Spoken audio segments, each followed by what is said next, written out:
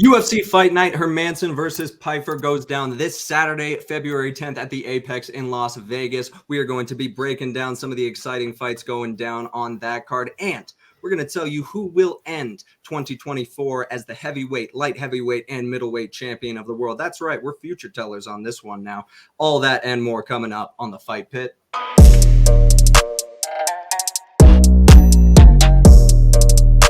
Welcome back into the Fight Pit. It is so great to be back with y'all. We have got the Drew episode today, as you can see. My name is Kyle. I'm joined, of course, by Drew, Gage, and Sean. We are going to be talking about all things UFC Fight Night, Hermansson versus Pyfer.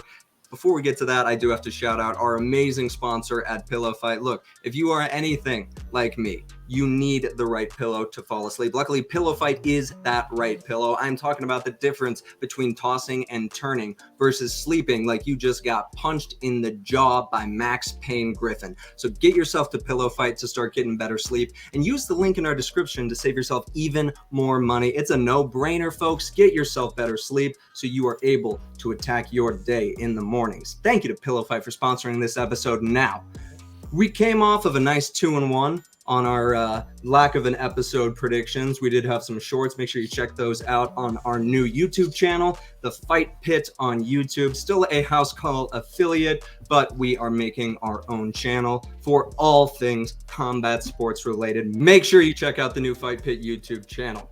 Now, 12-7 on the year so far, lads. We are going to look to improve that on this fight night. Kicking it off on our main card, we have got a middleweight matchup between Rodolfo Vieira, the absolutely phenomenal Brazilian Jiu-Jitsu practitioner, and Armen Petrosyan, the Muay Thai mauler from Russia and Armenia, if I'm correct.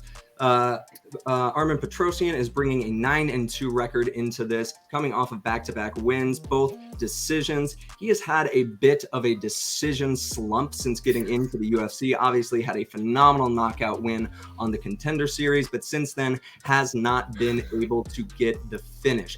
I do think he is going to be hungry for that, but he has got a tough test in Rodolfo Vieira, coming off of a win over Cody Brundage. Great arm triangle choke early in 2023.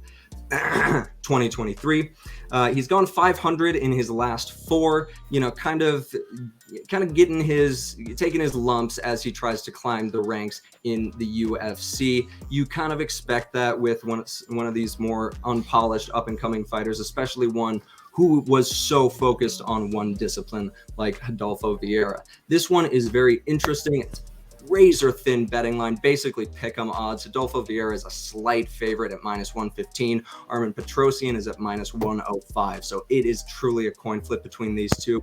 I like this one to go the distance. I don't think that you'll necessarily see a finish. We haven't seen Rodolfo Vieira have a tendency for getting knocked out, has not had his chin necessarily cracked in his career to this point.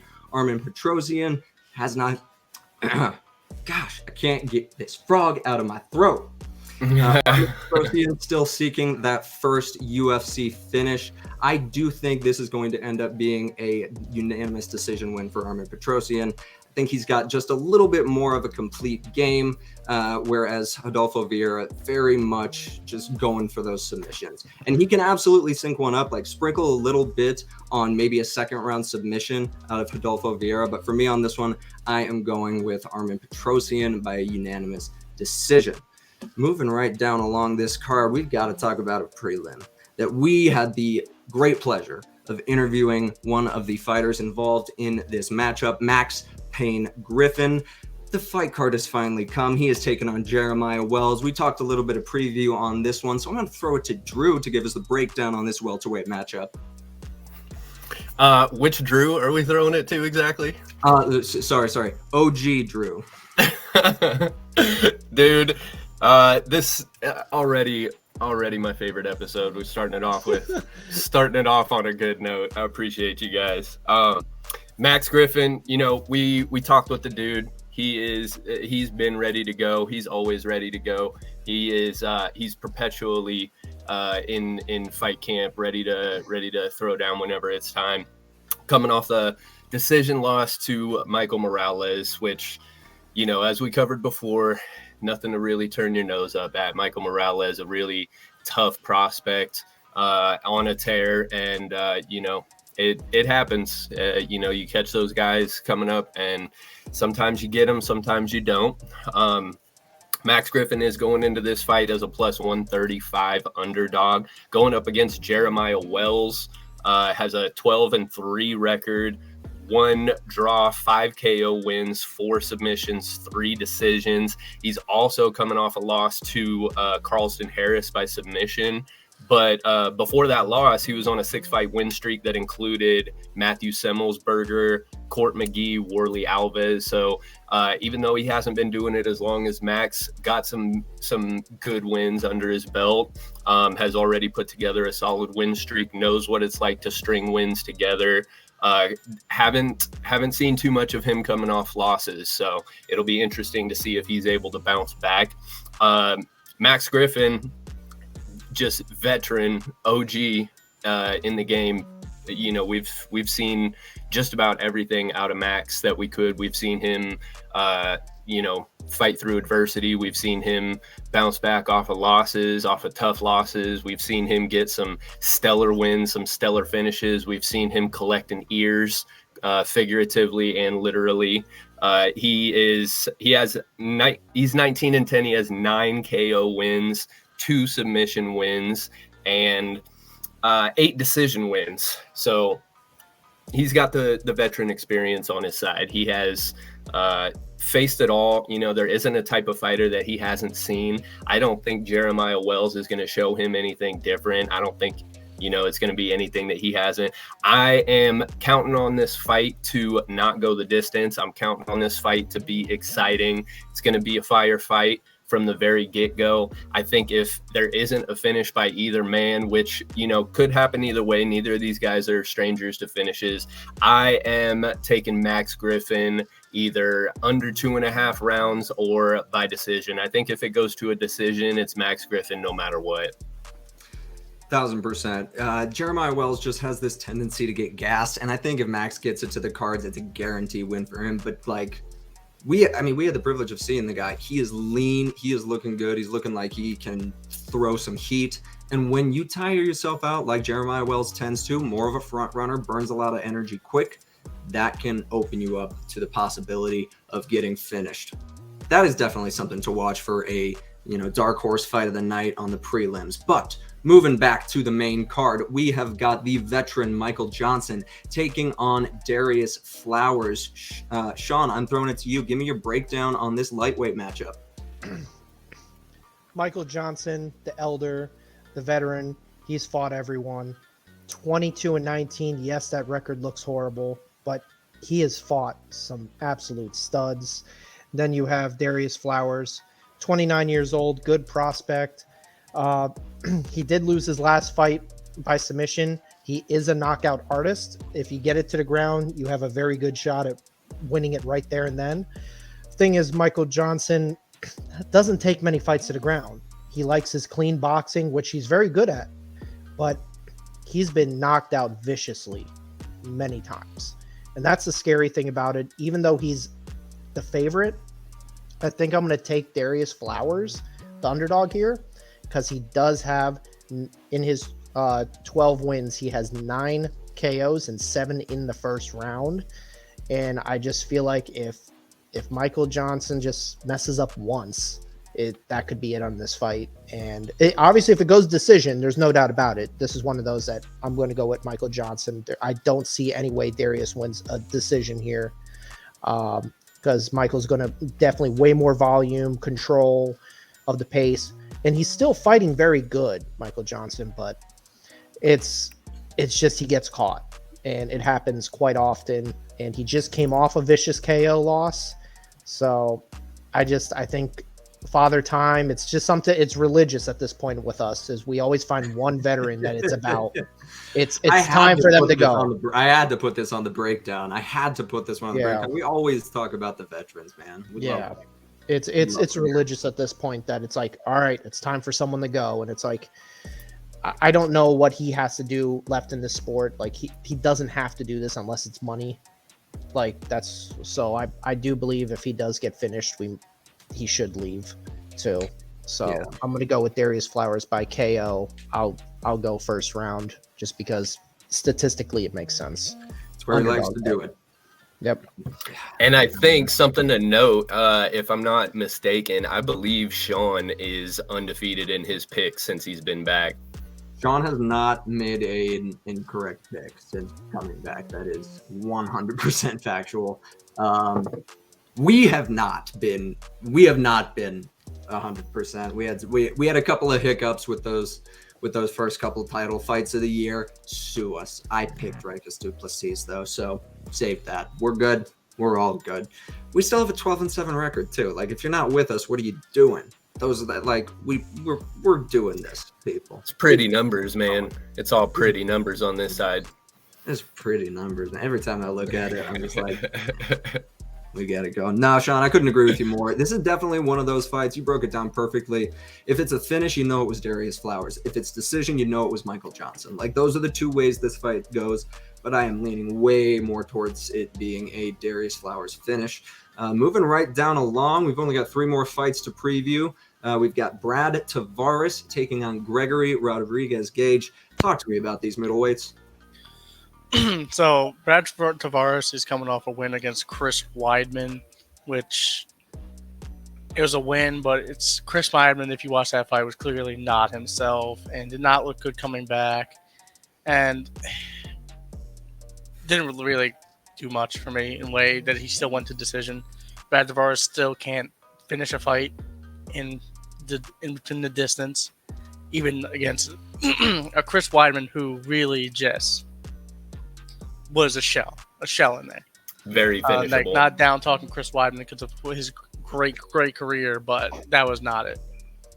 Gregory RoboCop, awesome nickname, Rodriguez, has only lost one fight in his UFC tenure, and that was to Armin Petrusian, who we talked about earlier. They are both very similar in how they want to take this fight.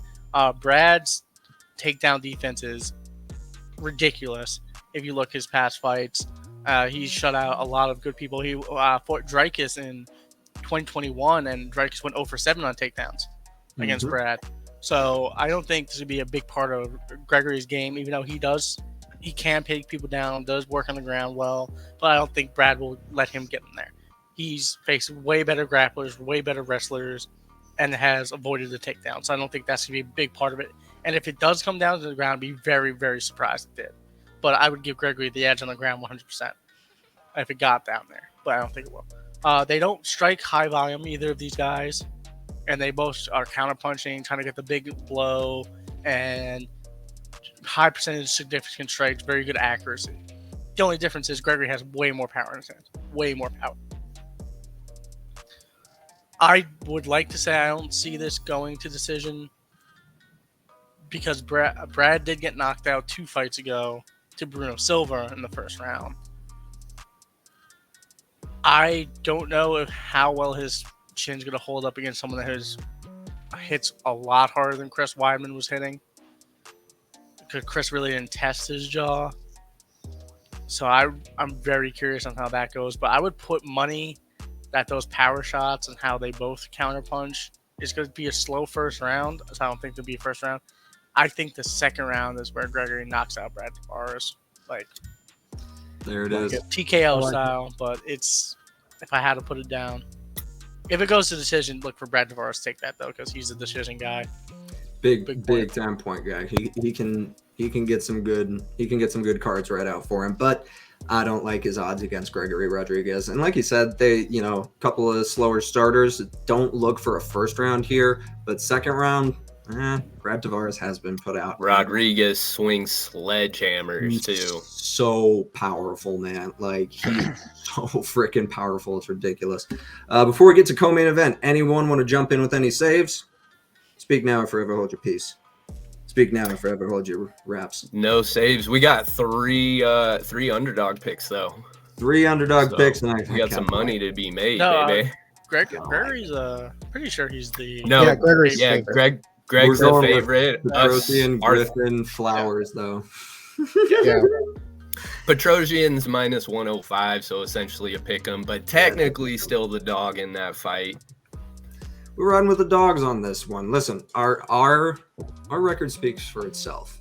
And if Sean is picking a dog, that's good enough for me. I'm not going to keep putting this pressure on you. I'm sorry. Before we jump to the co-main and main, I want to give another shout out real quick too. We got Max Griffin. I also need to shout out the homie Hyder Emil, who is on the undercard of this weekend's card. He is going up against Fernie Garcia. Hyder Emil has been scheduled, I think, for 2 or 3 different people. He's had a few different opponents fall out on this one, but he's the homie from back home. He's a consummate professional, ready to go as always. So Max and Hyder, shout out to the guys from back home, dude. We're going to be rooting for them. Look out for, make sure you guys tune in early too, because there are going to be some banging fights. There's so many good fights on the prelims on this one. Like, it was so hard to pick 4 fights to preview, I'm gonna be honest, right? But God, that's how we do it for fight nights. You get the whole card on pay-per-views, and it takes an hour and a half, but we do it for you. And now we're gonna talk about this co-main event, because my God, Andre Fili stepping in on short notice. You know how we feel about short notice here on the House Call, and it doesn't help that he is going up against Dan 50K Ige. I love this guy. I'm such a big Dan Ige fan. Don't get me wrong, love Andre Fili.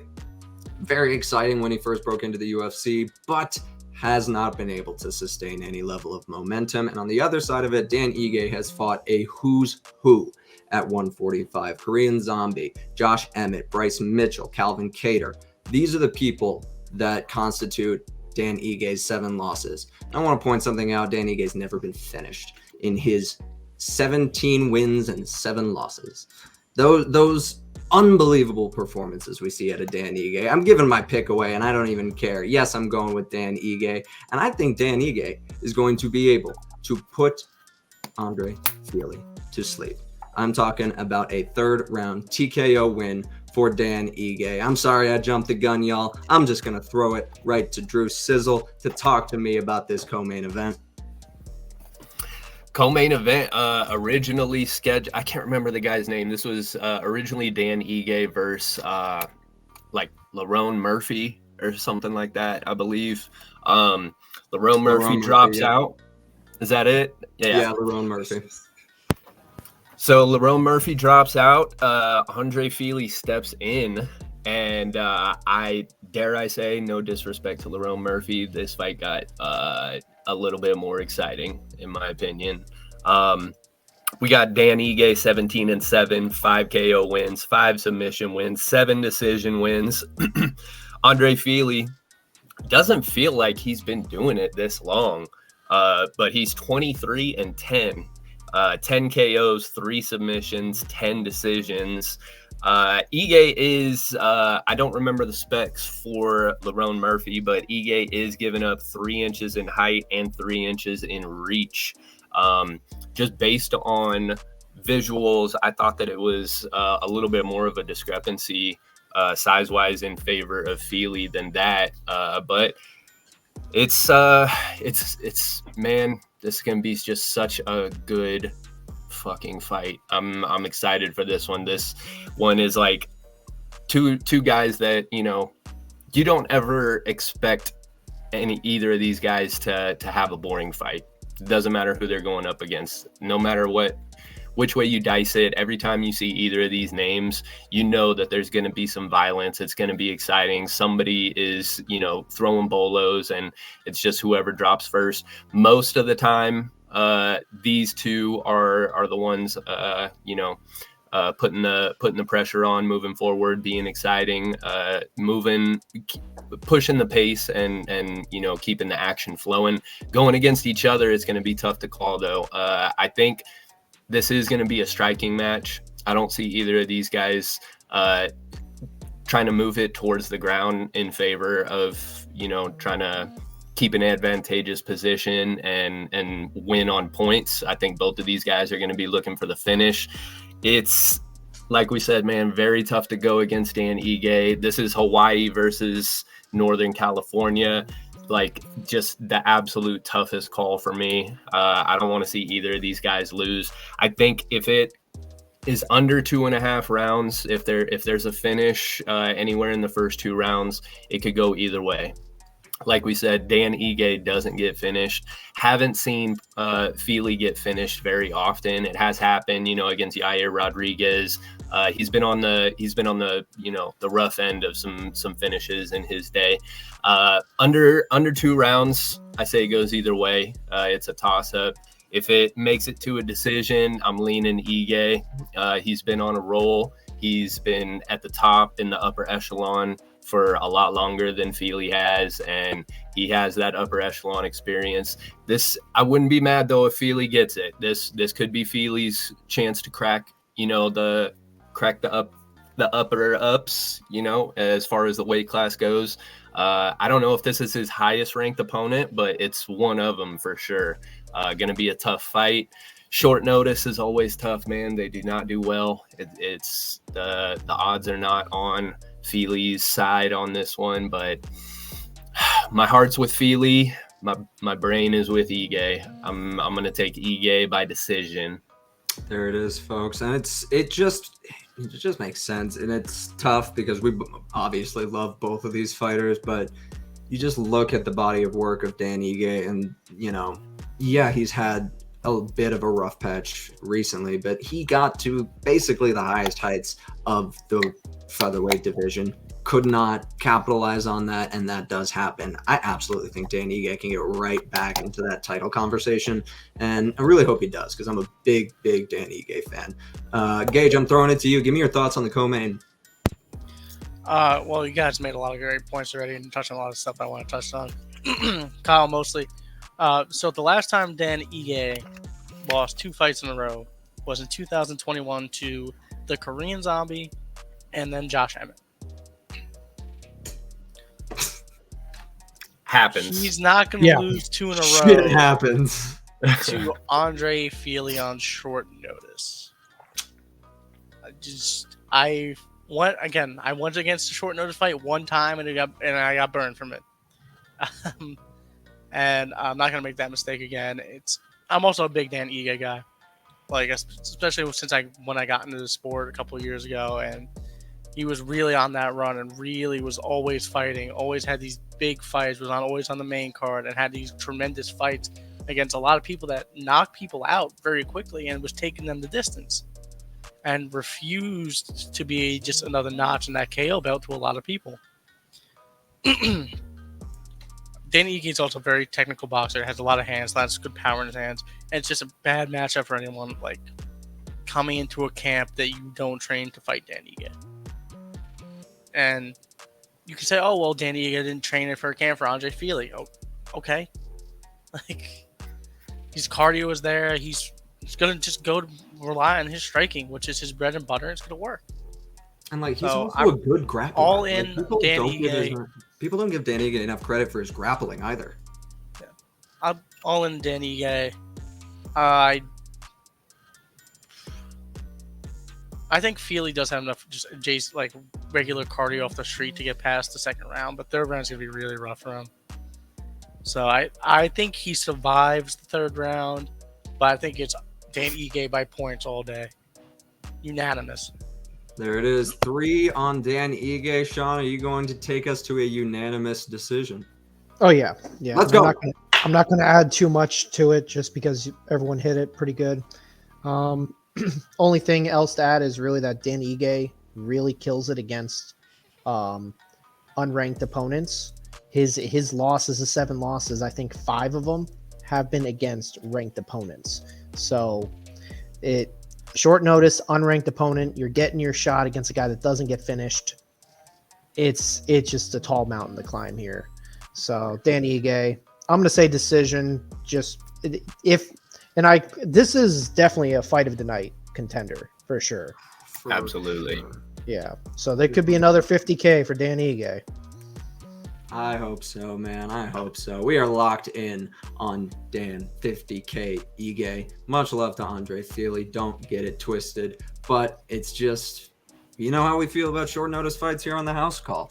Now we've got a fight here in the main event that is not short notice. We have been expecting these two middleweights to square off for a little bit of time now. We're talking about number 11 ranked Jack Hermansson versus unranked phenom Joe Pyfer.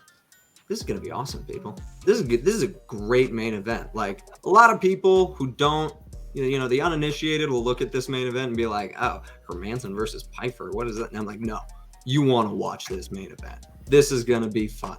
You've got the 12-2 Joe Pyfer coming off of his, back-to-back wins back-to-back wins after being on the Contender Series, going up against a fan favorite veteran in Jack the Joker Hermansson, coming off of a TKO loss to Roman Dolidze. Joe Pyfer is very much favored in this one, but it is really hard. It's really hard in my heart to pick against the Joker, just because of all the fun times he's given us, the great fights, the heel hook against Kelvin Gastelum, the absolute banger he had with Marvin Vettori. Some of my favorite fights have included Jack Hermansson, but with this feels like a tale as old as time, the older veteran being fed to the younger up-and-coming prospect with a lot of momentum on his side in Joe Pyfer. Sean, I'm throwing it right to you, my man. Give me your breakdown on this main event. Yeah, I'm excited for this card because I know it's this fight because it's violence. It really is going to be. There's no way it's not. So if anyone's questioning about these guys, you're about to see probably a bloodbath. You're going on. The only way it isn't if somehow one of these two pull off a quick submission, but which both can do.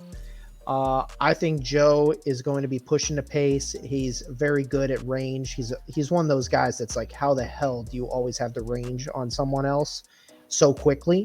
It seems like in the first 30 seconds, he already knows. And it's time to pick you apart, and he has power.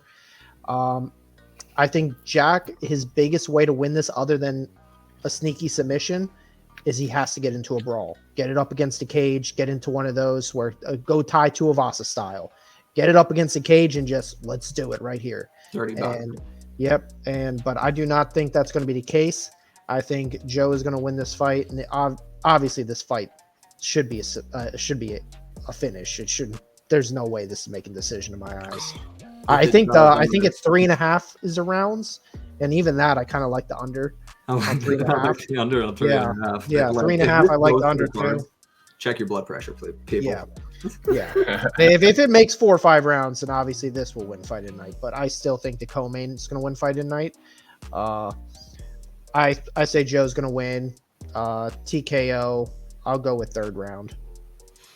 Yeah, it's so hard to go against. It's so hard to go against Joe Pyfer. He has, really just shown out since that loss on the Contender Series. Got right back to it, and it's just been knocking people out, and just come off of a technical arm triangle. This is a stud who is going to be rising through the ranks fast. There's no doubt in my mind. Gage, give me your thoughts on Pyfer Hermansson.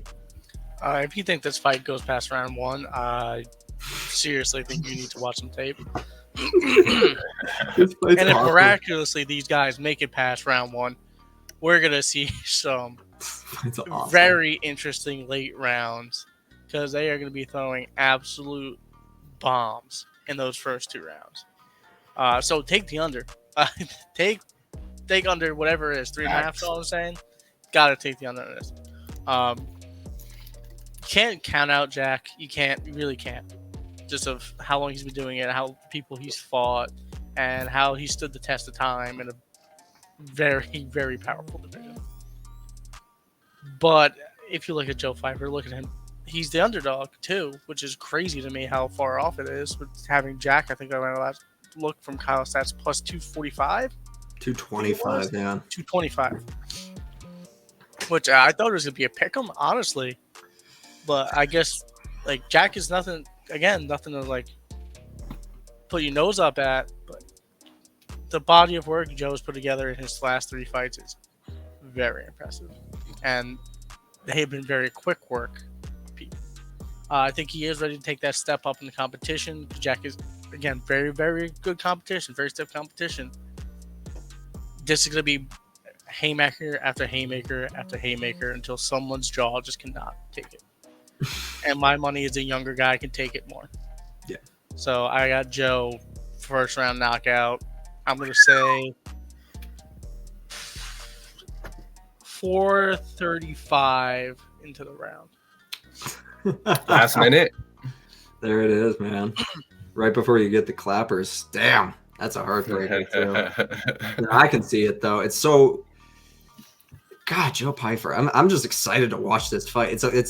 It's just such an awesome matchup. Like, you couldn't ask for two more game middleweights to be squaring off. Drew, round us out, man. What do you got for Hermansson Pyfer? Once again, unanimous across the board.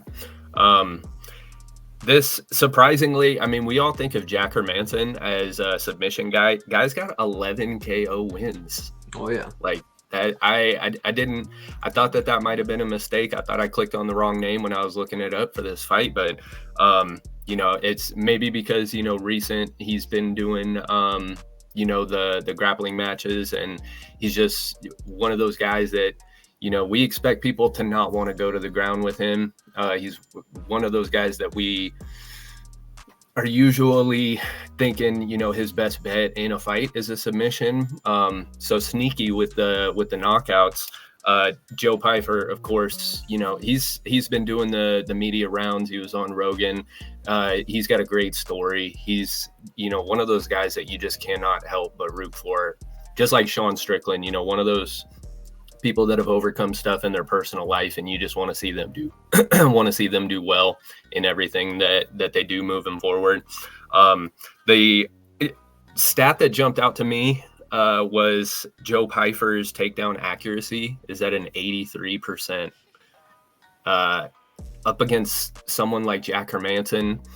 I believe Joe Pyfer averages 3 takedowns per fight, or at least, I see Joe Pyfer, his takedown stats, his ground stats just would lead you to believe that he is going to be the one looking to take it to the ground. I think Hermansson is the one that's going to try to take it to the ground in this one.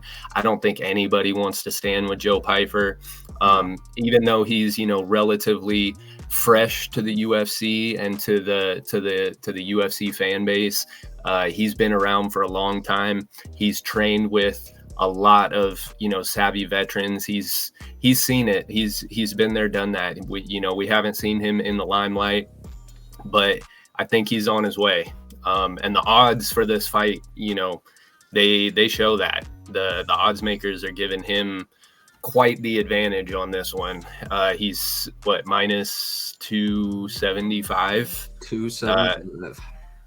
Dude, giving somebody damn near a 3-1 against somebody like Jack Hermansson, ranked number 11, an unranked fighter being a 3-1 favorite over number 11 that says something. I'm going the same with you boys. I don't think this goes. I think maybe this makes it to the second round. Maybe it makes it to the third round bell. I don't see it going anywhere near 3.5. I am betting on a knockout on this one. I would say you could, just to be safe, just so that you sleep better at night on Friday, you could sprinkle a little bit on Hermansson to get it under 2.5. But smart money's on Joe Pyfer. Smart money is on under 2.5.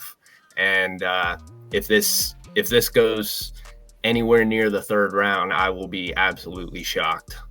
No, not a chance. There's not a chance that this fight even approaches 15 minutes in total time. I'm completely locked in on Joe Pyfer by a first round TKO. It's hard to say that. I really do hope that it comes later in the first. Don't get me wrong. I absolutely can see Jack Hermansson being able to stretch this out into the second round, but man, he's going to have to take down Joe Pyfer a lot if he wants to do that, tire out the younger man. And I don't know that he will be able to do so. There you have it, though, folks. Those are our predictions for UFC Fight Night, Hermansson versus Pyfer. And we have just a little bit more time. We're kicking off a new segment. We are going to be predicting who will end 2024 as champion of each division. We are starting with heavyweight, light heavyweight, and middleweight. We will each give our selections. I will start off by telling you right here, right now, 2024 will see its end with Tom Aspinall as the heavyweight champion of the world, Yuri Prochazka as the light heavyweight champion of the world, and in a surprise turn of events, Israel Adesanya will regain the middleweight championship of the world. Now, I will throw it right to you, Sean. Give me your take on who will end 2024 as champion in our 3 heaviest weight classes. So my heavyweight is, I'm going to go with John Jones because of a stall out. He's not going to retire right after the match, and he's going to stall it out. And unfortunately, he's going to be the champion at the end of the year without like telling us, hey, am I done or not? So we could put it on Tom. No, so I'm going to say John Jones for heavyweight. Light heavyweight, I'm going to go with Jamal Hill. He's going to come back and he's going to win against Alex Pereira or Magomed Ankalaev, whoever. I just see Jamal Hill easily handling both. And then middleweight, I'm going to also go Israel Adesanya. I think the matchup with Dreykus is such a good matchup for him. Sean Strickland's such a bad matchup, but they're not going to do that rematch before the end of the year also. So I think Israel Adesanya ends up being our middleweight champion. There you go, folks. Gage, you're up next. Who you got for champion of heavyweight, light heavyweight, middleweight? I'm going to also go with Tom Aspinall at heavyweight, and I think he is honestly the best heavyweight in the division right now. I don't think Cyril Gahn has a chance, snowball's chance of beating this man. And aside from the, the conspiracy theory Sean's throwing out with John Jones, we know who the real heavyweight champion is right now, and it's unfortunately not John. It hates to say it's not John right now. No, But we get to see both of those men fight in 2024, so it'll be at least a fun fight to watch. Fun fights to watch, because I think John does fight Stipe, and I don't think he fights Tom. I really don't. To unify it, but because that's a terrible fight for John. Tom. Yeah, Stipe. This is a terrible fight for both those old guys. Why go into your last fight fighting Tom Aspinall? Fuck that. Why? No. Light heavyweight, I'm gonna go with Alex Pereira retaining it for the year. All right. The man is a freak of nature, boogeyman and a half by definition. He's been fighting barely over 10 fights and has won 2 championships in 2 different weight classes. The man is just not a human Hard being. to argue with. Against like arguably the highest level competition you can do it against. Slept Sean Strickland, almost slept Izzy, then got slept by. Oh, he did. Well, almost slept Izzy. Then he got slept by Izzy. Came back, beat Jan, and then beat Yuri. Like what kind of resume is that in your that's first insane. 7 fights? Like, who does that? Also, side note, I think Pereira does go fight Tom Aspinall at some point this year. Put that in my side long bet. I really do think that happens this year. I love that. If he does fight Aspinall, who wins? Well, you just heard who in That's 2024 is heavyweight champion. That's gonna be tough. Aspinall. I would lean Tom, but it's not gonna be. It's gonna be a pretty fight, but not a pretty fight. No, but like Tom is a true heavyweight that moves like no other true heavyweight I have ever seen in my life. But Alex does sit very heavy in the octagon, and he moves quickly. Like, he fought middleweights, so it'll be a very, very good fight, an interesting fight to cover. And for middleweight,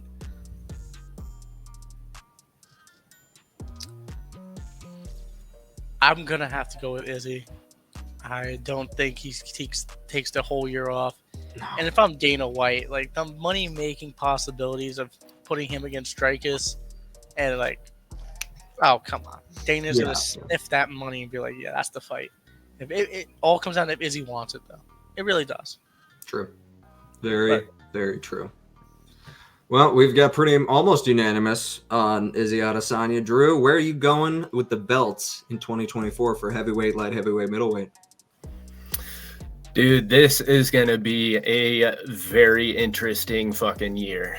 I think it's all dependent on what matchups we actually get. It's a tough call. You know, you got to Sean's credit, you got that stalling of John Jones to worry about at heavyweight. And I think there is a chance that we have a heavyweight and interim heavyweight champ all through 2024. I don't hope that that's what goes. I think that there is a very good chance that, John Jones ends up taking his time, which, coming with an injury, it's understandable. You don't want to rush back into something like that, especially somebody of John's stature, has a lot on the line as far as his legacy. Not the type of person that wants to leave stuff I mean, we saw when the fight fell out with Dan Henderson and they were trying to get Chael Sonnen in there. He's not the type of guy who's going to take a fight just to take a fight, just to be fighting. He's has everything mapped out. He's got a game plan that he's going to stick to. And I think if we do get a unification of the belts, I think Tom Aspinall is for sure going to take it. He's an animal. He's unbelievable. Ridiculous. Like, there's no way that I see anybody going up against Aspinall and getting the better of him. If we get, some kind of freak injury or something like he had against, what was it, Blades that he got hurt against? Yeah, that one pissed me off. Just short of some freak fucking thing like that, I don't see anybody beating Tom Aspinall. If he goes up against John Jones and gets the belt, gets a rematch with somebody like Pavlovich, I think Pavlovich had the best chance at beating Aspinall, and we saw how that worked out. So very difficult to go against Aspinall. But I think, as far as heavyweight goes, it depends on what matchups we get. And if it's John versus Tom, I'm going Tom. If it's John versus Stipe, I'm going John. I think that, we all know the true heavyweight champion, though, it's unanimous as far as Tom Aspinall. Light heavyweight, again, depends on the matchups that we get. It's kind of light heavyweight and middleweight are both really up in the air. They've been bouncing. I think every single light heavyweight and middleweight title fight we've had over the last few years has changed hands. It's been new every single time. And that's, over the course of what has it been, 7 different fights altogether or so, changing hands every single time. That tells you something as far as how dominant guys like DC and John Jones were. I think light heavyweight, Alex Pereira is the guy. He's the front runner. There's a lot of tough matchups that can be made for that. If he's going against someone like Ankalaev, if Jamal Hill is able to make it back to, he's in the running. He is a very tough match when he's on. Striking wise, Alex Pereira is just that dude. I don't see anybody having the striking advantage over Alex Pereira. Very unorthodox. He's liable to get caught. He's liable to get touched. Carries his hands very low. Very deceptive with his striking. Lulls you into that kind of false sense of security where he's, low hands, relaxed demeanor. And we saw going against Yuri, we saw that he's able to strike moving backwards too, not just when he's the aggressor trying to push the pace and move forward on him. I'm gonna go with Alex Pereira at the end of 2024. It's a toss-up, man. It's a toss-up. It depends on the matchups that we get. If we get Alex Pereira against Jamal Hill coming off an injury, It's really hard to lay stock into Jamal Hill coming off of an injury confidently. Jamal Hill definitely put it on Glover Teixeira, but Glover Teixeira, 57 years old. He's only like 40, like 42. What was it? He's up there, man. He's up there. And no disrespect to Glover Teixeira. There's nobody that is more dangerous and more capable of putting the fight to somebody at that age. But I don't see anybody that you would put Alex Pereira against, where Pereira is the underdog, especially what, like Gage was saying, what he's done in the last 4 years. In the last 4 fights, he's got 2 belts. Just insane run that he's been on, unprecedented run. Middleweight, same thing. I think, if Izzy does choose to sit out, I think that they rebook Dracus versus Sean. I think a lot of people really want to see that rematch. But I think, like the boys were saying, there's no way that they're going to pass up the opportunity to have the Izzy versus Dracus du Plessis fight for a title if it's on the table. If Izzy is willing to come back, if Izzy's willing to come back this year, that is who is getting the title fight. And Dracus he's deceptive, man. He's one of those guys that looks, at times he looks sloppy. At times he looks like he shouldn't be at the level that he's at, but he just ends up putting it on people. He's strong, he's big, and his striking is it's very deceptive. A lot of people had Sean Strickland having the striking advantage over du Plessis in their matchup. A lot of people, I don't go either way on the Strickland and du Plessis fight. I figured, once it got to a decision, if it wasn't going to be a draw, I definitely understand why they gave it to du Plessis. I don't think it was a robbery. I think it was just, a close fight that went the way that it went. And that's what happens, when you have top tier guys going against each other, very evenly matched. That shit happens, man. More often than it doesn't. Let's be honest here, people. Yeah, and there's, you got people say robbery all the time. Robbery is not a close fight that goes, one way or the other. A robbery is, I say it all the time, Diego Sanchez versus Michel Pereira. That was a robbery. That's clear. Somebody who is clearly winning the fight, not getting the win is a robbery. If Izzy chooses to sit out, I think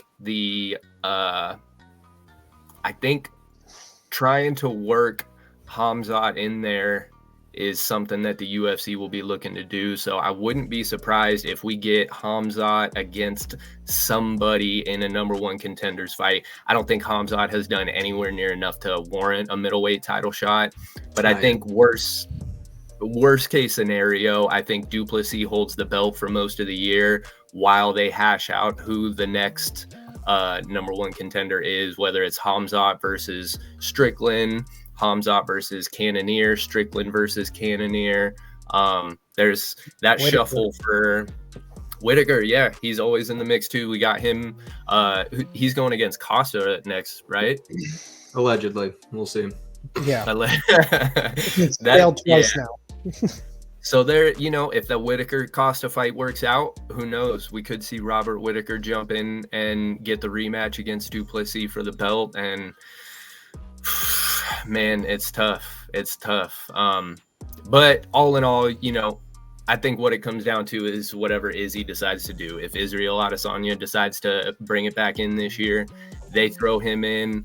And you saw how Izzy came back against Alex Pereira. So we know that Izzy, coming off of his losses, Pereira and Blachowicz, he came back and I think after Blachowicz, didn't he come back and knock out Costa or something? Yeah, no, I'm pretty sure that was right away. Yeah, so Izzy coming off a loss is a dangerous dude. And with the beef that they got, with all the buildup that they have, it's a big money fight. It's a very anticipated fight. I say if Izzy comes back this year, I see Izzy man on a mission, out for vengeance, out for blood, out to, secure that legacy. I'm gonna make it unanimous across the board. I got Aspinall, Pereira, and Izzy. There you have it, folks. You heard it here first. That is who we think will be ending the year as champion of the heavyweight, light heavyweight, and middleweight divisions. That's all she wrote, folks. We are all done. It has been great hanging out with y'all in the Fight Pit, previewing a little bit of UFC Fight Night, Hermansson versus Pyfer. It is going down this Saturday, February 10th at the Apex in Las Vegas. Make sure you tune in. Make sure you tune in early because there are some unbelievable fights on the prelims on this one. Until the next time, that is Sean, that's Drew, that is Off-Brand Drew. I am Hippie Drew, apparently. That's Heavyweight Champ Drew. And until the next time, this has been the Drew Podcast / The Fight Pit. Peace.